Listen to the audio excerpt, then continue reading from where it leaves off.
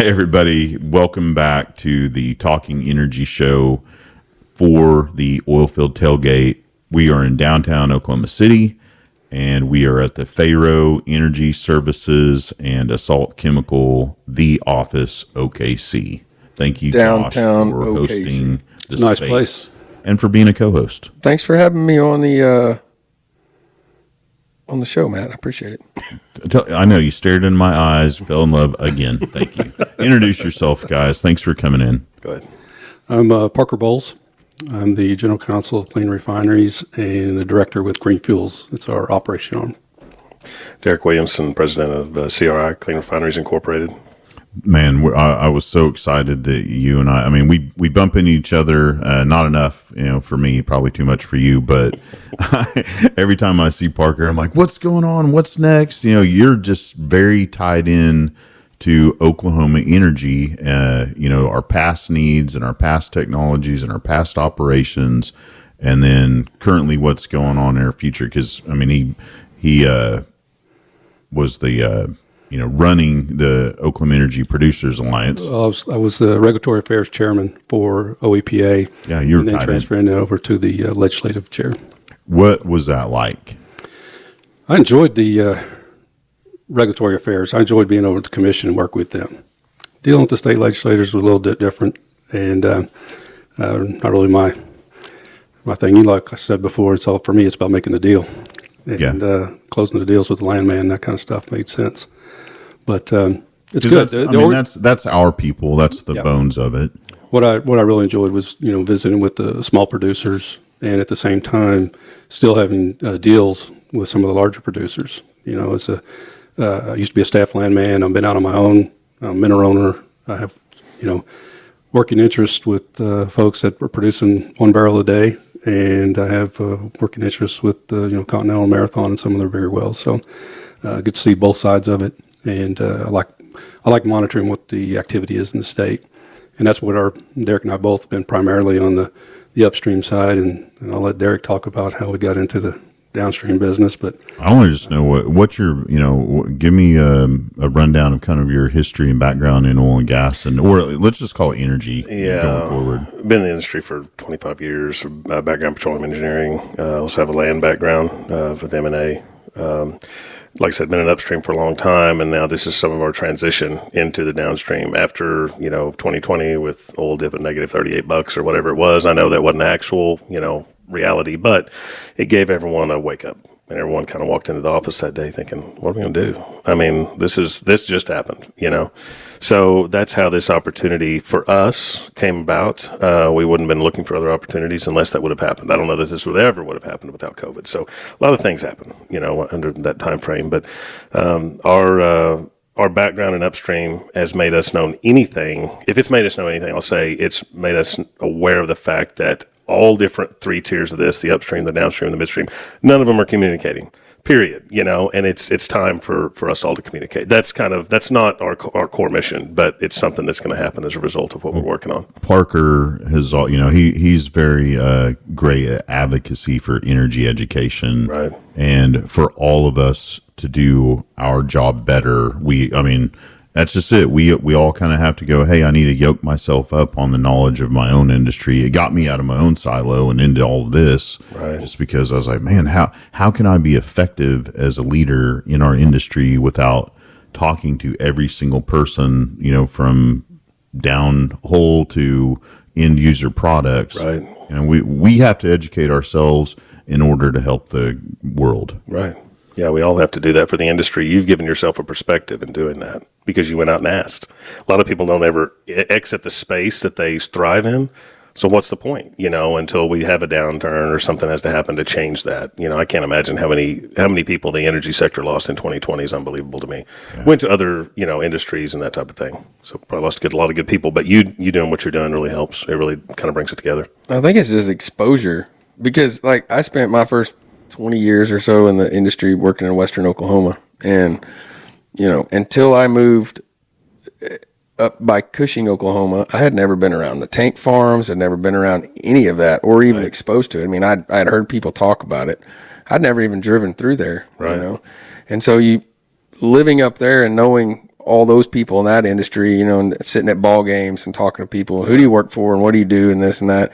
And then you realize those guys don't know anything about how the wells are drilled or You are right. what a frac company is or any of that stuff. You know, they're so immersed in like what they're doing. They just, and I'm like, we all work in the same industry. So as a good point that we're, you know, all three sectors of it have to really communicate, because I don't think at any level they really do. And I didn't realize it was that bad a problem until I moved up there. Yeah, one of the first, well, so Parker, when I met him, we had gone into, you know, maybe not right away, but we had gone into that meeting where all of our officials that have anything to do with energy were invited to that round table of the Producers Alliance and our energy leaders, you know, in the committees and all that. And we went into the state capitol and met with everyone. And oh man, it was moving, and not in a good way.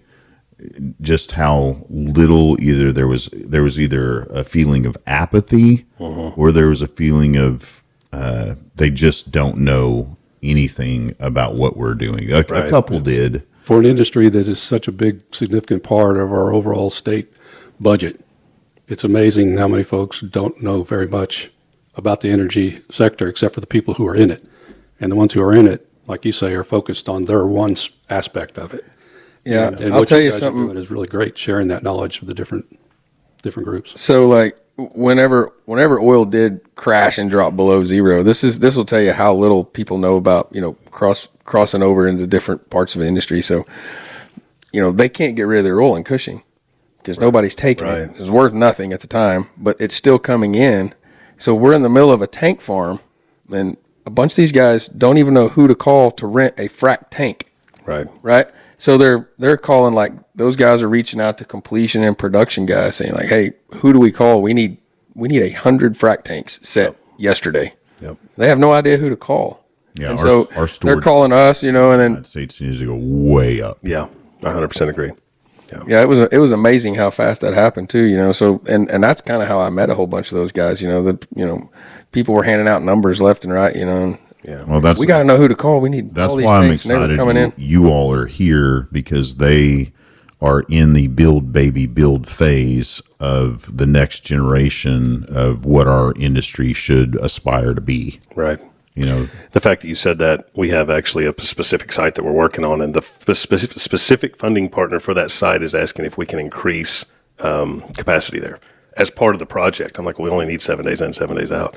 No, can we build another 20 days of storage there? That tells you when the money is focused on it and knows what's going on, then you need to pay attention, because, you know, the golden rule makes all the rules, right? Yes. You know? So if they're looking ahead enough to know that, then we should be focused on looking at that too, which we are, because we're in this space. But like you said, we need to really look at energy security, not so much energy dominance. You know what I mean? I mean, we can dominate, but we need so much energy in this. It's a national security issue. Right. We need energy right here, you know, and, you know, like we had a conversation earlier where we send stuff overseas to be refined, and then the products that it creates come right back here, and we purchase them, but we ship them 4,500 miles to get them back here. It's lunacy. Yeah, if anybody's watching, you know, as we were talking, we would love the numbers to know just how much of our oil leaves our country to go and become either refined and then come back to us, or, you know, put into products immediately, you know, that will eventually come back to us. I think it's 4 to 6 million a day. How many? 4 to 6 million. Yeah, that's probably right. That's a lot of barrels of oil that leave our country. Yeah. And look at the barrels are coming in. And then And we ask the question, why? yeah, Right. So, and it's got to be refined. So how are you all in the future going to make it? Because, you know, I kind of grasp at this, you know, just as men, okay, you know, we might shoulder the burden at home of making all of the income right. and making a lot of decisions and playing chess where, you know, we have a lot of mouths to feed, you know, as a husband and a father. And that's kind of our industry, Right. Regardless of those people in your home that may not understand what we're doing, we are going to have to supply the world with energy. And maybe not everybody around us understands how we have to do that. Right. And they may not agree with our decisions, on how we do that. But in the end of things, all of our industry is continually trying to evolve and improve to make that mission happen. Right. And I know all of our wives would be like, why are you working so much? Why can't we retire? Right. But they're also like, but I need. Yeah, and so that's kind of our industry, on a bigger scale. It's like the whole world's like, we need electricity, we need power, we need all of this, but we don't like how you're doing it right this second. Stop. We're not going to stop what we're doing. Yeah. Can't. We cannot. We love you. We know you don't understand all the parts in play. Right. And we are going to evolve, and we are going to get better. And we hope it takes 1 year. We know for a fact that it might take 20 years. Right. Or there's hurdles, that we are going to not foresee. Most folks that are against the fossil fuels think that it's gasoline, and they don't know of all the other products that come along with that. They think we drill for gasoline, Yes. and it's just down there already refined. But, all the product streams that they're going to have to get rid of without petroleum, they don't want to get rid of those, so it don't ever happen. To allude to the fact of what you said, the energy sector, more importantly, the hydrocarbon sector, is very much like the ag sector. We pay retail for everything and sell everything at wholesale. And we are here because and just like farmers and ranchers, they have a not a mothering ability, but they feel like they have to feed America, which that's what they do. We have to power America. So a lot of people that are not satisfied with the way that a hydrocarbon molecule is either separated or cracked to get them to their job, to have that bumper sticker that says clean air, those kinds of things are not going to change. You have to have that need. You have to feed your family. So taking that stance in those certain areas, we don't see it here, but a lot of people see it, and it's very important that, like you said, regardless of what people say about our industry, we have to keep doing it for their betterment. Yep. And that's just the way that it is. I've just taken on a more sentimental approach where I don't get quite as mad anymore when they're uneducated. No point. There's no point. I was like, man, you know what? I'm sorry. Our industry and me personally may have failed to communicate what we're doing. Yeah. And if you'll have a moment to have a conversation or listen, I'll do my best to explain it to you, and please go out and find out for yourself. Obviously, we in this room are in the industry, so you may not trust what we say, but there's plenty of research out there that didn't come from us that are going to, show light on what we're doing. Don't you think, though, that our industry, just as a whole, even over the last 60, 70 years, is a lot at fault for people being uneducated about where a lot of energy comes from? Because yes and no. Just over the years, because you go to different states. There are people that think electricity magically just comes out of the wall. Right. They literally think that. And so I think our industry could do a better job of really putting a more positive message on where a lot of energy comes from. Those hydrocarbons you talked about and those molecules and what they actually do and how they benefit people's lives, because it's been, and partly due to politics, but it's been just negative publicity for, literally since Al Gore, waged war on fossil fuels. Yeah. And so I just feel like, we turn on the TV every single day. We see commercials for pharmaceuticals. We see this and that and the other, but we don't see a lot of that's because money being spent on advertising to educate people on what our industry is doing and how we make people's lives better. OERB, Mike Rowe, that's it. Oh, they're doing. Yeah, Mike Rowe is the one and only voice we have for great the industry right now. That's the industry's paying for that. We pay that into OERB, and then we self-fund that to get that message out there. True. With negative publicity is free all day long. They'll jump all over No end of that. But when you're a pharmaceutical company, you have the bank account to go spend and keep being on the positive side of public opinion. And that would take an investment that apparently is not out there. But hopefully with what we're doing now, I'm curious on what you're doing now so steps and hurdles you guys have seen so far with building out clean refineries. It might be a good idea just to tell a little bit about who we are and what we're doing. Yeah. Our goal. That's what I'm excited to hear about. Like I said, our motto is to help people in the community and support people in the communities they live in by bringing them sustainable energy. Obviously we're focused on turning a profit, but if you look at the energy sector in this country, And there's several examples we can utilize, but the best example I would utilize is everyone's seen that movie Gone in 60 Seconds. You've seen the 67 fastback Mustang. That's really cool. I can assure you it doesn't have the same motor it had in 67 or 68, whatever the car is. And I'm going to say it right now, Ford, my goodness, the new Mustangs, you're almost SUV. You're almost doing the 80s thing to the Again? Mustang again. Yeah. Just saying. Right. So you take that's functional, and then you update it to that extent where it's even cooler and it can operate. That's what's happened to refining in the U.S. We had, the numbers are all over the place, but say in 1980, there was 255 refineries. That includes topping plants and facilities and all that, and actual refineries. Today we have 124. We've been saying 127. They closed 3 in California, closing 3 in California. So you take that, our refining capacity has doubled. Though we've lost half the refineries we had 45, 50 years ago, but our refining capacity has doubled. And if you want proof of that, just drive to Tulsa, Oklahoma. I don't know, 3,000 acres there, HF Sinclair has, and they have to expand that out to Every continue time somewhere else is closed, they're like, hey, we'll build out over here. That's right, and it's not their fault. They're just meeting the needs of the market. In maybe areas that aren't so against our industry. Right. Okay, they're finding their niche in places that understand. But if you think about the fact that when I gave that number of 255 or what it was in 1980, 20 of those were in Oklahoma. Now we technically have 4. Ooh. And they're all located in major metropolitan areas or on, thoroughfares, highways. You got Ardmore, Wynnewood, Tulsa, and Ponca City. It's not really great city planning. It's not really great city planning, and it leaves huge regional deficiencies in a state that needs these types of fuels like off-road diesel. All of that kind of stuff.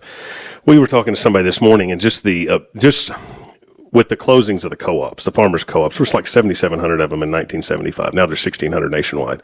That's where farmers and people in our industry used to go buy off-road diesel. Now you got to drive 25 miles, which almost negates the tax-free advantage of doing it. Just do it right here. Mm-hmm. So that's the kind of thing that has happened without anyone looking. These things have just happened, and no one changed them. No one really thought about it. If you go to Alva, Oklahoma on a Wednesday, you're going to drive around and probably see diesel pumps with trash bags on them. You know what I mean? That's just how it works, and you think we are in the middle of a hydrocarbon rich area and people are deficient for fuel in these certain areas. So those are the kind of things that we're really focused on. And in doing that, you can't build a standard fractionating facility anymore. It's not going to be permitted. There's they don't even list the permits to go build from new in that unless you're in India or, Turkestan or somewhere else. They can do it. That is ridiculous regulatory. It is overreach. Right. It is. But given that fact, our process, our system is the easiest, most lightest permitted process out there. We're near zero net emissions. You can't really say, zero net emissions. We don't have any flume. We don't have a flare and all that kind of stuff. But we run a totally closed loop heat exchanger system. And we use a flash to vacuum process. So we capture all 3. We have 3 gas loops. They capture, SOx, NOx, and CO2. And all of that is captured back to the extent it's a usable product, whether it's liquid methane or we run, if we're running back the captured natural gas off of, say, a 12 to 15 hydrocarbon molecule intermediate crude, we can reburn that gas, or we convert the CO2 to like sodium biocarbonate. So we have usable things of that we're creating through our process. So given the fact that we can build this process and you can, I'm not saying we're the only option. I'm saying we're an easy option. We're an affordable option. We operate on about 20% of the space as a standard refinery. We're building a refinery here in Oklahoma that was originally 480 acres, 500 acres. It's a brownfield conversion, Southwest Oklahoma. And we need about 80 of it. Wow. To do the process and the storage. The storage you don't get away from because that doesn't change. You got to running when you're ready. Your throughput dictates how much storage you have to have. But if you're doing a 75,000 barrel a day refinery, you have to have so much storage. So that's what that facility as your efficiencies grow and you add to your refining, right. You will need to be able to. And I'm glad you have that much space because you can grow out. Right. Hey, we've gotten really good at this. Now we're going to add some capacity. Right. Well, and our operations are on a train based on 10,000 barrels. So we can add out and years later add another train. Yep. Our modules are 10,000 barrel modules, so we can go from 10 up to 200,000, 300,000, whatever we need to do, as long as the power requirement is there. We operate about $1.15 lower operational per barrel cost than a standard fractionating refinery. Obviously that's not what we set out to do, because we're not competing with refineries. We're creating the same thing, but we're not doing it the same way. We are here to support refineries, though. We are not in competition. We will work along any Marathon, Valero, whoever that comes to the table. If we're in your area, we will work along with them. Additional refining. Absolutely. We're in discussions with those people daily almost. We are not trying to take their place. We are trying to shift gears and go to the next level. It may give them time for some maintenance. Yeah, I'll give you kind of right. They always have that down term, the whatever it's called, the deep cycle or whatever. But I'll give you an example. We were sitting in a state governor's office, and there is a place where we're doing a process in that state where the very first well was drilled in that state. And I'm not going to mention the state, or can we? It doesn't matter. It's Louisiana. I think you can. Anyway, and one of the governor's guys said, that's the place where the first well was drilled in this state, and now you guys are transitioning this process in that very spot. It was meaningful to them. They stepped in there and kind of, it was meaningful to me. Community's a legacy. I mean, they are very much in the same boat as we are, when it comes to energy. Like, they're not the Permian, but they have a big heart for oil and gas, and there's so many people over there very well versed in all we do. Right.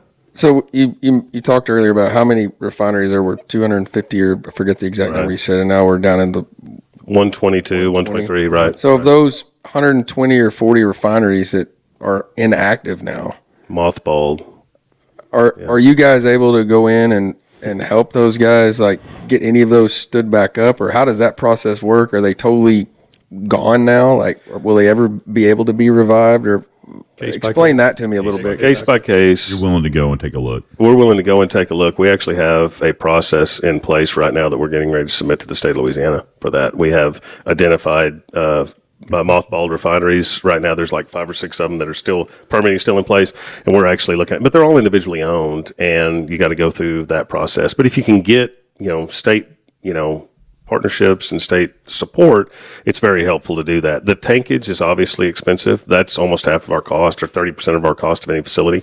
So if that's in place, why scrap it? We're really good in this country about tearing things down and building new. That's wasteful in a lot of Putting my legal hat on, though, we want indemnification from the state and the prior owners for the existing refineries. Liability, environmental. Yeah, anything that happened before you guys got there. Right. But we just want to help. We literally just want to help. We want to change these practices, bring these jobs back to these small communities that lost all that, whose families worked there for decades, and now, the communities die around those types of businesses. We have energy, we have hydrocarbons, we might as well put those two things together, create jobs, and increase our regional stability in all of these states. It's not just in Louisiana, Oklahoma, Texas. It's everywhere. Every state needs it. It doesn't matter if it's red state, blue state. It doesn't matter. We need to come together. I and Parker have talked about this, and a lot of it just had to do with our grand idea of save the wells. All of us. I mean, 8 million wells right now across the United States are being looked at to plug and abandon. Right, that's the real number. Right, that 18, which is incredible. It's not the orphan, but it's the abandoned. Right. So our orphan well program here in Oklahoma may have close to 19,000 wells on it, but the true number of non-producing wells is more like 220,000 wells. Wow. Temporarily inactive more than 15 years is over 100,000. Yeah, it's a big number. Right. And so I look at leaders like you who have this process that might become a better refining, and I'm like, okay, if you guys can get this one moving, then at some point you get those efficiencies, and then we can start shrinking that to maybe more of a microgrid kind of, like, hey, we might be able to make some regional refining, available, and get these, communities going with lots of, maybe more of these refineries. Right. It doesn't have to be the super capacity ones. Right. Well, we have some groups that are maybe an operator that has its own production of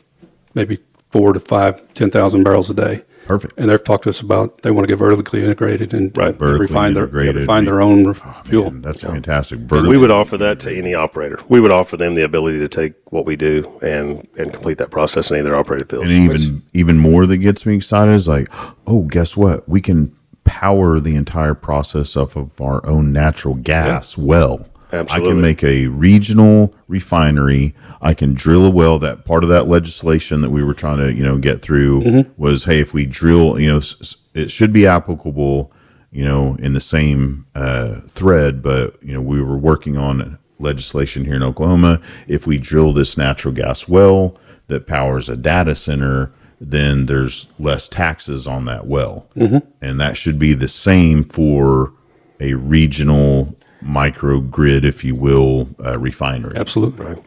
If you That's take cool. Yeah, if you take out the expense of all of that, I mean, just thinking about you're bringing the production, the total produced product, or the actual refined product back to the source, from wellhead to gas pump. I mean, literally, that can happen within a mile of each other. We see it in the Permian. All 6.5 million barrels a day go to Houston or the Gulf and get refined and get sent back, and then even farther, they get sent to California. It's just insanity. When you have, in Midland County alone, Midland County produces more than the state of Oklahoma, Louisiana, and Kansas. One county produces more than 3 states in one day. So it's just insanity not to have that process right there, and we're working on We that. have a couple of them. Yeah, and man, that's if everybody's been watching the oil and gas prices. Whenever we have a dip in oil prices and rig count goes down, well, all that associated gas out in the Permian will quickly add up to natural gas prices going back up, Right. because now we have less natural gas coming out of associated gas in the Permian, and then we've got to go drill for more natural gas. So that brings up, we were talking earlier when you guys first got here, but I wanted to just briefly visit on this. So as a question to you guys, but we talked about, this motto, thanks to, like Matt said, Sarah Palin, this drill baby drill thing, which turns out we can drill ourselves into a downturn extremely fast. So one side of our industry can rapidly respond to a need, and then all of a sudden we create this huge bottleneck. We can't get rid of it.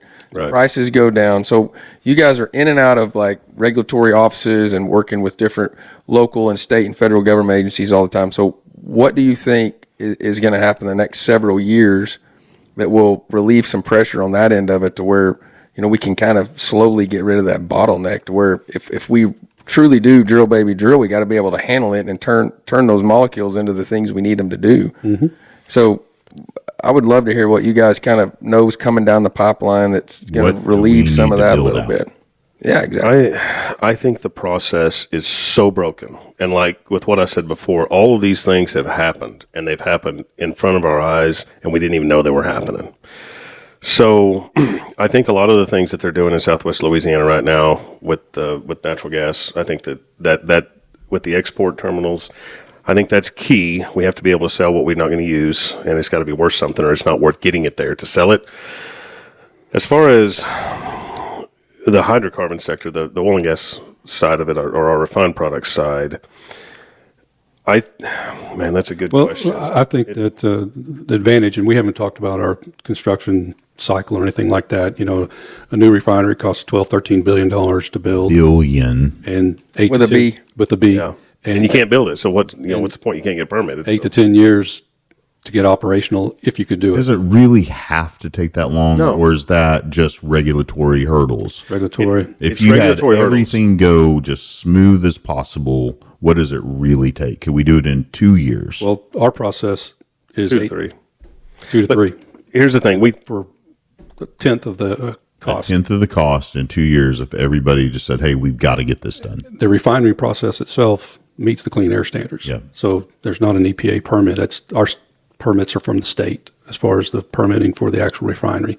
The fuel handling, the transport, and all that, you still have to get into the EPA permits. But then again, a lot of that is with your pipeline. Like I said, Derek was saying, the Permian sends everything down to Houston, and then they send the refined product back. We can build our refineries wherever the crude is at, wherever there's a rail car. A barge can get there. Most of our refineries are on the coast, so we can. I love the barge idea. I mean, if Oklahoma is really wide open to getting our energy resources going, we become our own country, if you will. Sure. And we've got Port of Catoosa. We do. We do have a waterway to the Gulf. We can have a small LNG plant. It may not be the biggest in the world, and it may be on barges instead of giant ships, but once they start moving, they're moving. Right. Well, to answer your question, we have these places in the country that are susceptible. They're at the end of that pipeline. I think of Michigan. They got one refinery, and I don't know how many people, 40 million people, 30 something million people. But, I'm sitting there talking to Senator Stabenow, and she didn't really didn't know what happens when you're at the end of the pipeline. What happens? Everything else gets fed before you, and you're just sitting there with no fuel. And, we see what happens when that happens. People go crazy. That just, we get the scare. Yeah, we get the scare of a ice storm here, and Walmart has nothing on its shelf in 12 hours. Yeah. Think about in Oklahoma. Right. So I think to answer your question is you have to create situations with contingency plans to get the fuel and the energy, regardless of whether it's natural gas, heating oil, bunker fuel, diesel, gasoline, to those areas the most effective and efficient, whatever those processes are, whether they're locating refineries in those areas or close to those areas. Something has to happen. It has to be laid on the map. And it almost, I'm not saying break the system and then recreate it, because you can't do that. We get that question all the time. Well, if you guys are so great, why aren't standard refineries doing it? You have a $5 billion asset. You're going to lay all your staff off, tear it to the ground, and then remediate it, and then build it. It'd take 20 years. It doesn't make any sense. So I don't blame them. I would keep doing what you're doing. Yeah. You don't have any choice. So you just keep operating that way. So I think making the whole process more efficient, and then looking at those areas that would be on the end of the pipeline, so to speak, and being able to put something in place to make sure that they have energy. That's how I would answer that question. But it's an indirect question, an answer to a direct question. Well, it makes perfect sense. I think that's just the way that we would look at it. What's this is just an oddball question, but I'm just curious. Like, what is the smallest refinery you think you could build in the future? 10,000. Yeah. 10,000 barrel. 10,000. Yeah. That's not a lot. That's pretty impressive, though. That's the microgrid, model that I was kind of curious. 20 acres. Yeah, we're doing that. One in here in Northeast Oklahoma, we're doing that. That's pretty. It won't be specific products. It'll have a narrow product line, yeah. but it'll be a specific, In some areas, that's a couple well pad. Oh, it is. Yeah, but it's in wow. Yeah, in a town of 2,000 people, it's 60 jobs at $100,000 a year jobs. That changes people's lives. That's what we care about. That's what matters. And a whole bunch of those make a big difference. A huge difference. And the way our corporate structure is, we have Clean Refineries, which is our patent technology, R&D type of, and then we have subsidiary Green Fuels Operating that will operate of all of our facilities. The facilities themselves are separate entities. Mm-hmm. So each refinery is its own community-based community board of directors. Obviously, we'll have board of directors on there, but we'll have representatives of the community on our boards, right. Local boards, so that we can meet the needs of the community as well in our decision making. We're not going to micromanage from Oklahoma City to Victoria, Texas. Yeah. That's not happening. We don't feel like that's the right thing. And maybe give those townships some skin in the game. Like, hey, some of them will. Yeah, we have agreements in place right now where some of those townships, municipal groups, are going to have a share basis in the plant. What do you want out of it? They might be like, hey, we want shares, or hey, we want free gasoline, we want free diesel. We would look at anything. Yeah, for all you farmers out there, there's so many different deals you could cut with. I know people. The best thing is very interesting. It is. Some of them have sold us the land to be on. Right. Some of them have leased the land with a royalty based on how many barrels are produced. Yeah. I know a lot of small school districts that would donate land if that would bring in the revenue for those schools. Oh my! My wife's a school teacher. We're in a rural school, and funding is tough. Budget's tight, and we've got Cushing very nearby that's always has a surplus. Right. And Stillwater and up where the OG&E plants, where we are, there's no tax revenue coming in. Yeah. There's no major corporations, and so, I could definitely see how if a few strings were cut where that was possible. There are places where people would love for that stuff to come in, because the tax revenue stream coming into that school, it changes school's life when things move into your area. Or just, collaborations like that. You can set up foundations to where, every kid in this community now gets to go to trade school or college for free. But that's the trickle down effect that this kind of projects have. Money. Mm-hmm. They actually do that in Artesia, New Mexico. Oh yeah, I knew. They have a refinery there. They have a refinery there. Yeah, but there are people in town that take care of some of those. If you graduate from Artesia, you can go to college anywhere, which is amazing. But it's actually the second closest refinery to the Permian, the Big Spring. Big Spring's only 75,000 barrels a day, and you got 6.5 barrels production. It's funny. That's the closest. It's like 400 miles from Midland or whatever it is, you know. But most of the town of Artesia work though there they at that face refinery. so much- Right. Anybody you meet around town, they all work at the refinery, and it's a pretty clean place, you know. I mean, you drive past it. I mean, it's a really nice facility. That area of New Mexico just needs to be its own state and get rid of their liberal government up in Albuquerque area. right. Yeah. And stuff like, Well, man, yeah, you're right. Annex that into Texas. Yeah, like come And on. Artesia is a nice town because of that refinery. And as well. Hobbs is, man, what a crazy. I mean, like I remember Hobbs like driving through 20 years ago versus now. It's become a nice little city. I mean, there's I would have never thought Hobbs would have turned around. It's- I mean, it just, you know, like you said, 20 years ago, it was like if you were going to get the state of New Mexico and enema, that'd be a good place to start. and now I'm like driving around Hobbs, like there's everything there that any little town would want. That know. we need to do. There's nice homes being built. That's You know, awesome. Like Carlsbad hasn't changed much. But I love my wife has a wonderful family from Carlsbad. They're all all worked with Yates for a long time. The Pecos River, I'll get a laugh out of the family, but they know I like to go jump in that river no matter what time of year. Like the magical waters of the Pecos River, the healing waters of the Pecos, and I'm out there. Depends on where you jump in it. It's cold right there. That's out the healing part of it. I'm out there early in the morning. They come out and they see 50 me degrees. swimming, and they're like, "You're crazy." Yeah. The best, most refreshing time.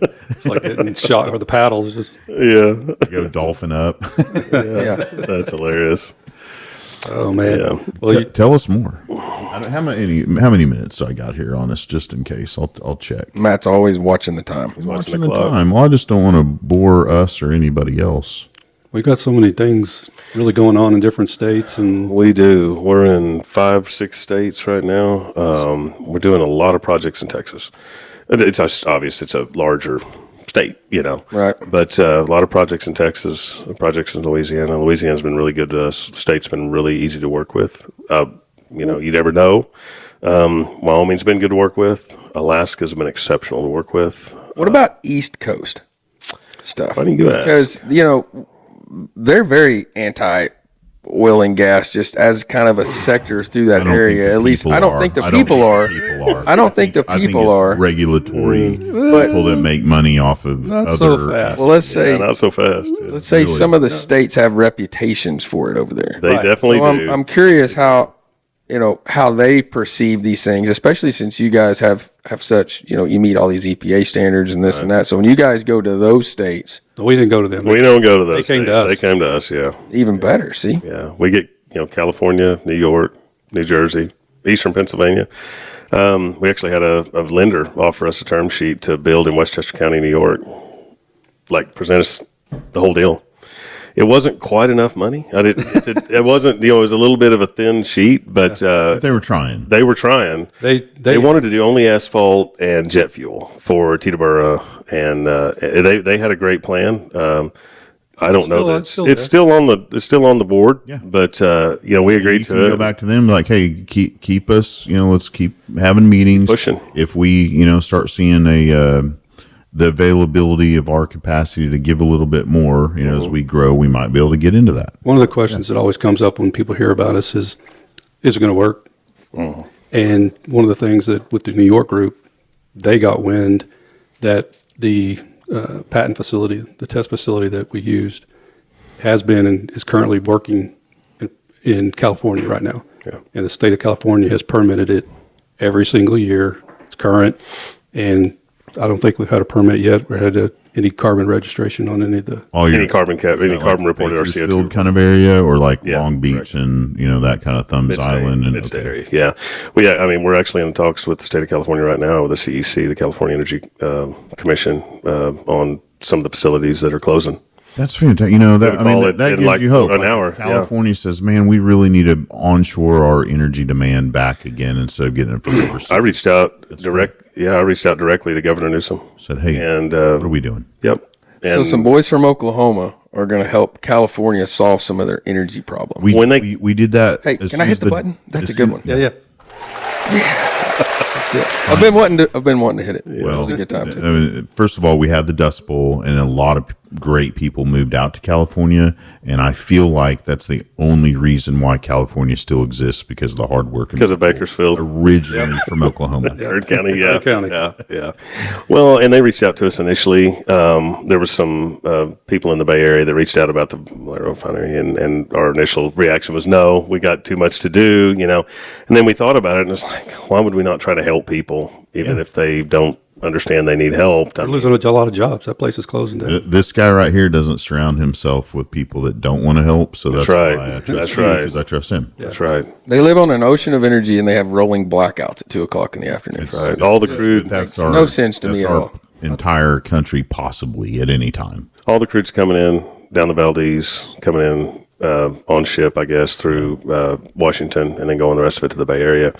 I think that facility's 160,000 barrels a day there at Travis Air Force Base. I mean, you're bringing crude out, that you have right there locally in the state. I mean, there's a lot of things logistically that don't make sense, and there's a lot of things we don't know. But it's easy. I mean, I'm not saying we're being Monday morning quarterbacks or anything like that, but there's just things that don't line up logistically, and we see facilities closing, whether it makes sense for them to close or not.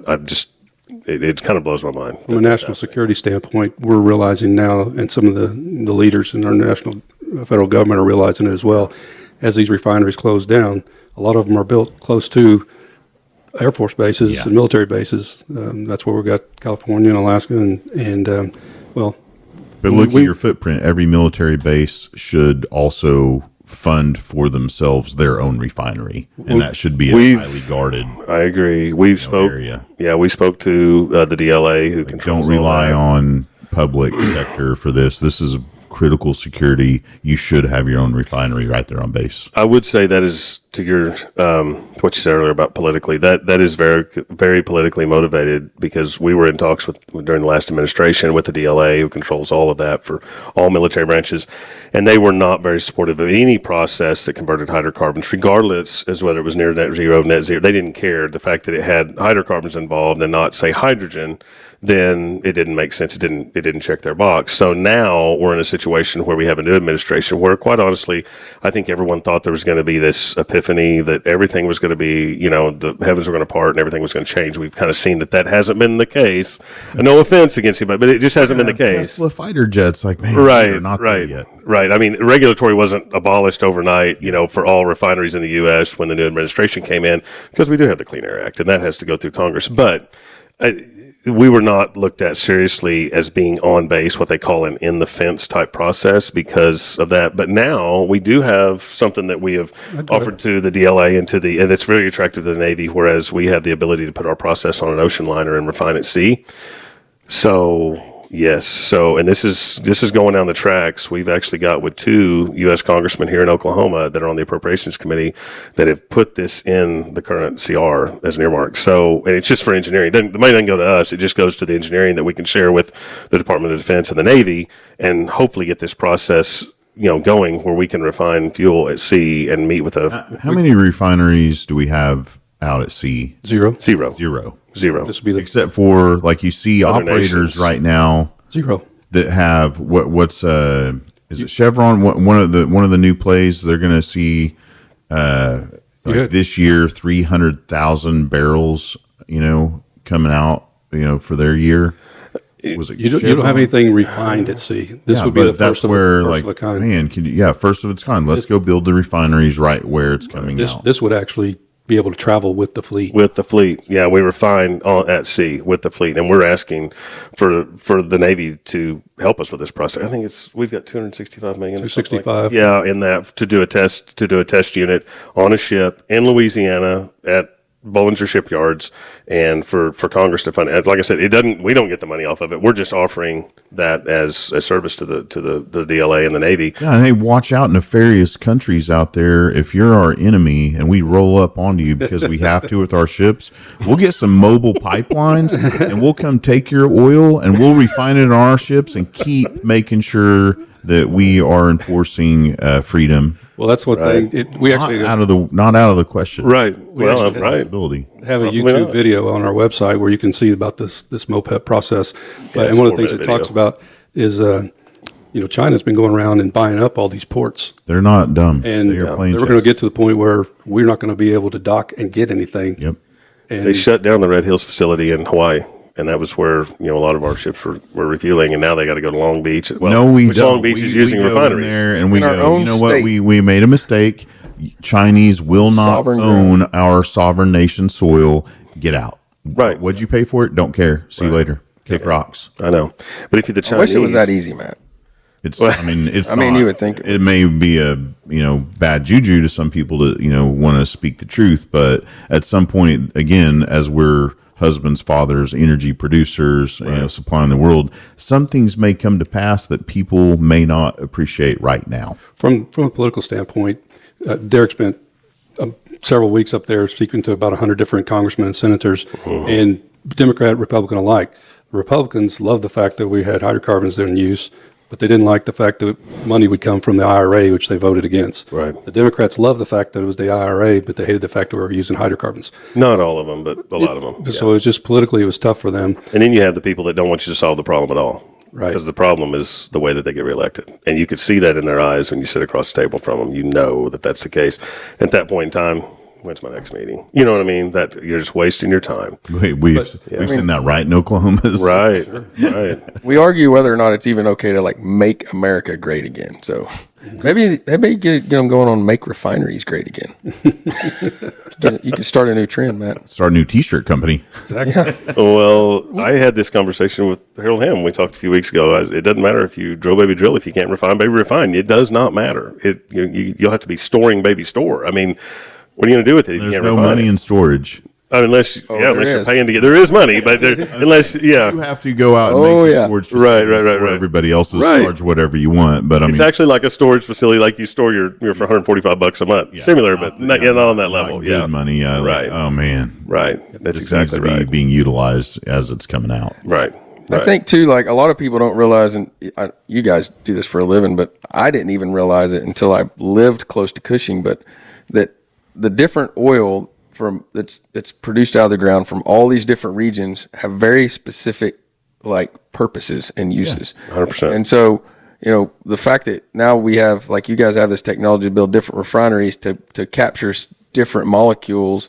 They don't have to it would make sense sometimes, I guess, you guys maybe could touch on that, to actually make those products there instead of shipping it all the way over here and back and forth and all across the United States in these pipelines. Just build a facility, capture the molecule there, do it right there. We would be exporting more than we are now if we weren't already blending some of those different types of oil that we're able to refine at a certain gravity. Right. And the genesis of our technology actually started from an oil and gas producer, and he was getting different prices for heavies and lights, and he didn't want to sell blended finished products. So he created a way to separate the lights and the heavies at the wellhead so that he could get both prices. This was back in the 70s. Yeah, you get the lights out of your heavies and then sell the heavies for a cheaper price. Yeah, that's when that started. And that's where that was from there. The He's still one of our board grew. members today. Yeah, he's 82 years old. Yeah. That's anything you can do right there on site just makes me smile. It's huge. You're seeing that in the water reclamation stuff, and there's a lot of technology. We also have water technology I hope too. you guys have found, if anybody hasn't seen, but please go to what used to be well, let's just call it's AquaCat right now, and I love promoting them because I just love the idea. But the footprint of 4 tractor trailers, they can now take care of the water problem cheaper than you could saltwater disposal, and turn the darkest, nastiest brine water that comes out of well sites, make it cleaner than drinking water. Wow. Fast and furious and cheaply. They can fill up football stadiums full of clean water right there on site. Excellent. That's huge. And that's just their first gen of that 4 tractor trailer footprint. Right. But they got the first permit in the state of Oklahoma to actually be able to spray the water out on a field too. Right. If you wanted hey, you're looking for water, we're going to have a huge water inflow from this well. We're going to clean it, and now we can utilize it. Yeah. On crops. That is huge. They actually had to dial back their process, Right. Got too because clean? the water was too clean. Really? Right. It would leach, it yeah. would leach nutrients back out of the soil or back Oh, out of the okay. rivers. Okay. So we got to dial it back just a little bit. And I was like, Oh my gosh. That's awesome. And the fact that they haven't blown up yet, it's just like, oh man, but it always takes longer to educate the public. Yeah, it does. Yeah. You ain't telling us anything. Absence of evidence and evidence of absence. I mean, it just, if you've never seen it, you're not going to believe it. And the fact that it took 100 years for that problem to be solved in this state blows my mind. I mean, people, I mean, it was, just think about the water problems that we had in the 80s and 90s. What did we do with it back then? Then we got into the injection well craze and the 2010. Then we had, what we had with, earthquakes. All and the seismicity stuff. going on in the state. My hopes for them, like, hey, So our last guest was very involved to in that, every Galen Black. I don't know if you guys know Galen, but he was very involved on that stuff. And man, that was a wild time. All of that stuff helps this industry. Anything we can do, even if it doesn't help we us are directly. the solution industry. That's Yes. what I've come to know. We are absolutely the solution industry for anything out there. All of our best people always end up. And when you said, earlier that we have had so many people leave the industry, but that kind of gives me hope too, because wherever they land, they're going to have the background in what we do, Right. And they're going to realize, like, hey, what I'm doing now is vital too. Right. And I might be able to add, an element of my education and my background to further our agenda, which is to give everyone the chance for human flourishing. Not only the solutions to our own energy or our own industry problems, but indirectly, we create the chemicals and products that are innovative for the medical industry and everything else. It all leads back to energy, and the more abundant the energy, the more time we have. It's that Alex Epstein kind of deal. Like, if you have the availability of energy, then you have people having free time to innovate and engineer the next solution. Yeah.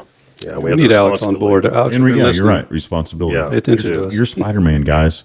Both of you. Well, to help people is something that's huge with us. And if someone doesn't know that's how that process happens, and we do, then we step into that role and we help them and don't expect anything in return. Pay it forward, whatever. But you have to help people on just a human moral level. I mean, that's just the way that we operate our business. No, I love that you guys came in, and I don't want to keep you. I know you guys have other meetings you need to get to, but I want you all to always come in anytime you want. This is your desk, your platform, whether you want Josh and I across from you, you want to have a meeting space in here. The office OKC we talked about is hopefully a place to come and bring people and talk about, what we can do together. Yeah, now we know about it. That's great. Anytime you find somebody fascinating, go, hey, I want to take you and put this out there. Just come. Well, I'll tease everybody a little bit because they've already committed to coming and doing a lunch and learn. Yeah, no, that's a good idea. So we'll get some tacos or something in, and obviously and you're give these looking guys for investors give too, these right? guys a platform to. Yeah, we have no shortage of investment needs for sure. With all the work we have, we do have investors, but we always eventually we'll need reach out staff. to these guys if you're curious about how this moves along. Well, it always takes more money, so absolutely. If you're somebody interested in jumping in financially on not really the ground floor, but or if you're a great engineer and a mindset for regulatory, jump in, be on a committee with them, be on a board. Yep. We don't see this train slowing down, and it's really been picking up speed in the last Every single day weeks. it picks up. Every single day it picks up. It's pretty unbelievable. You governors out there, you regulators, reach out. They're easy to find on LinkedIn. Yeah. We got out-of-state have a vendors that are discussion. just making cold call drops into the office, knowing well, we heard you're going to build a refinery in our state. Yeah. How many governors do you think we'll have tuned into the show today? 6.5. I want to hear back. I want to know the half. I want to know if I want to hear back from governors of states if you're watching That the are show. tuned in? That'd be pretty cool. Let us know. Yeah, our state is right. You talk to our, Matt Pinnell. Oh yeah. Yeah. I love Matt, and he's, one of the first conversations I ever had with him was he's like, do you know how many people we have in the state? Roughly 5 million. I was like, yeah, that's pretty impressive. He goes, we need another 5 million. I was like, what? Wow. Yep. He goes, we could easily grow to another 5 million to really cover the innovation and growth that we need to see in order to thrive. Sure, to diversify. Yeah. He sees was the long shocking. ball. The long play for sure. Yep. Well, He's been super supportive of us. I've been to 2 of his turkey hunts last 2 years in Duncan. well, that's what it takes. It takes building out infrastructure to attract, smart people to come and help you build things. Yep. Smart people like to build things that will last and be a legacy. Yep. and be something that they are proud of to do in a community that cares. Yep. That's 100% accurate. Well, and I know, like we said from the beginning, a lot of our motivation was to help with producers, small and big, and also with agriculture. Oh, yeah. Ag's huge. Agriculture and energy, they intersect all the time. We and could not produce the food No, for the globe we without. don't. Especially in Oklahoma and Texas. They're so connected, Absolutely. I grew up a farm kid, and so many of my friends are now in the energy sector that grew up on farms too. A lot of them still do both. Oh, yeah. I do. And it's just it's amazing how closely connected those two things are, and it's a special part of living in an area like this. It is. You were cutting hay last night, weren't you? I was baling yesterday. Day before that's- yesterday, yeah. Man, some of our That's why it rained. are, Yes. Yeah, You exactly. cut hay and it rained again. that It was your fault. you put our I live close to you too, by the way. Yeah. our harvest. Yeah. You put the harvest next to the arts festivals, and Yes. Oh, yeah. it's our rain dance. That's right. Yeah, yeah, that's exactly. But I went out to O'Keene, my hometown, and I saw some of the wheat, harvest coming up, and I was like, this looks so good. Oh yeah, it's good. I was this year. really excited. Yeah. I always forget you're a whippet. Whip it. You're a little Well, tiny greyhound. I'm also a boomer because I spent part of my youth in Woodward as well. So I split my two loyalties up there. But Is it Boomer or Bomber? It's Boomer. Boomer. Yeah, The Midwest Bombers City are is Midwest Bomber, City, that's and right. I actually have a little piece of that in me too. So Okay, So are you claiming the what's your Whippets? Duncan first- Demon. Duncan. that was a Weatherford Eagle. Hobart Bearcat. We played you guys in junior high football. I started off a Roosevelt Rough Rider, but it shut down Oh, in third wow. grade. Yeah. There was only 3 people in my class. They had no choice. They had to shut the school down. And the You Thunder definitely have to won be a last Rough Rider night. to still live in Yeah, they Roosevelt. Yeah. Any relative issues? And go around the room before we let everybody go. What's on your hot topics today besides energy? Anything? Sports, weather. You got anything in mind that you want to like? I woke up busy this morning, just geared up for the energy world. I really don't have nothing on my plate Shocking. today. That's the first man. Well, I just got done graduating a kid from high school, so I've mentally been trying to relax the last, Yeah, usually week or two, because usually we had he and I get off in 14 the weeds things about in the 7 weirdest days. stuff. Yeah, that's good. We'll That's get good. Get to know each other canceled, better. Yeah. What do you got? You on vacation anywhere? I don't know. I may be going to Louisiana. Going to Louisiana next week. Isn't that great? Like I know all four of us, like we always mix the two together. Like it is a vacation. I get to travel, but I'm also going to go there and meet somebody neat. Well, as a mineral owner, I enjoy looking at the development that's going on around the state. Just trying to keep ahead of that. So, doing that, and that's the fun part of my day is when I'm doing Ask him what his minerals. tag says. Yeah, and then, Do you guys use any software looking up minerals? You got to just check it out sometime. I'm going to mention my buddy, but Zach Copeland. Yeah, Forecast. Forecast. That's such a neat software, Yep. and he's a good buddy. I've used Forecast. It's I good. love supporting that dude. And if you need to know about energy prices and where they're going to go, and you need Oracle, we love these two, Brian and Prairie, and Bill Shanahan. of course Bill Shanahan. Oh, yeah. Energy Rogue. We met with him last week. Two shout outs to do. I just love all the software out there to help us do what we do. we did meet with those guys last Yep. week. and- Good. and hope We're going we to do some stuff more. together with them. They're going to work with us. Yeah, I hope at some point Forecast and Bill and Brian all kind of conglomerate and like figure out how to do it all together. Yeah. No, when I buy minerals, I go drive the lease roads. Of course. Oh yeah. I'm looking for surveyors and finding out who's staking Oh, yeah. wells. I was like, right away. out there with the stick. That's you know, right. the- No, not that. No. no. Witching. Dousing, right? Witching. Witching. Witching. Witching Yeah. or dousing. Yeah. Yeah. Same thing, right? No, I'm going out looking for who's settling surface damages. That's what I'm doing. I've seen him in his loincloth out there, like skipping and like has a, like a dance. It's cool. Swinging from the vine and all.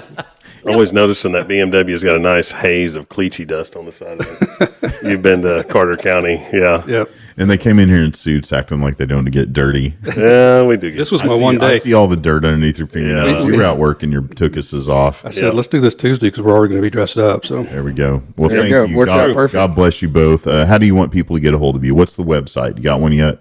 Yeah, it's www.cleanrefineries.com. Cleanrefineries.com. You can go to the media page and see all of our projects there that we're working on, we're completing, and there's a lot going on. I've got to look at it sometimes to know what we're doing.